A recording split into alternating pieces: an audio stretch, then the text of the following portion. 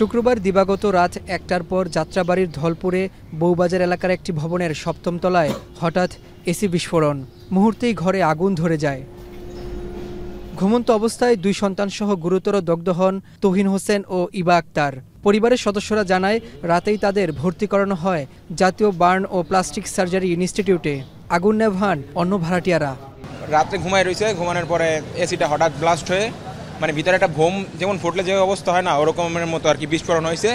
তো আমার ভাই বেটা, ভাই ভাবি, হ্যাঁ পর আরেকটা ভাই বেটা, ৩-৪ জনেরই মনে করেন পুরা গুরুতর অবস্থা। রাত ১টা-১.৫টা নাগাদ হঠাৎ করে একটা বিস্ফোরণে তাদের ঘুম ভাঙে, আর ঘুম ভেঙেই দেখে যে রুমে এখানে সেখানে আগুন জ্বলতেছে, সারা শরীর দগ্ধ। চিকিৎসকরা জানান, তুহিন ও তার ছেলে তানভীরের শরীর ৪০% বেশি দগ্ধ হয়েছে। স্ত্রী ইভার ১৫% ও আরেক সন্তান তাওহিদের ৮% দগ্ধ হয়েছে। একজন শিশুর ৪০% পুড়েছে এবং একজনের ৮% পুড়েছে। আমরা সকলকেই ভর্তি রেখেছি, একজনের ৭ বছর এবং একজনের ৬ বছর।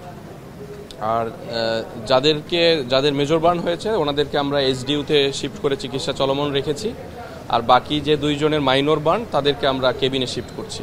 এসি বিস্ফোরিত হওয়ার কারণ এখনও জানা যায়নি। দগ্ধ হওয়া তুহিন মোতালিব প্লাজার একটি মোবাইল সার্ভিসিং দোকানে কাজ করেন। তাদের বাড়ি মাদারীপুরের সদর উপজেলায়।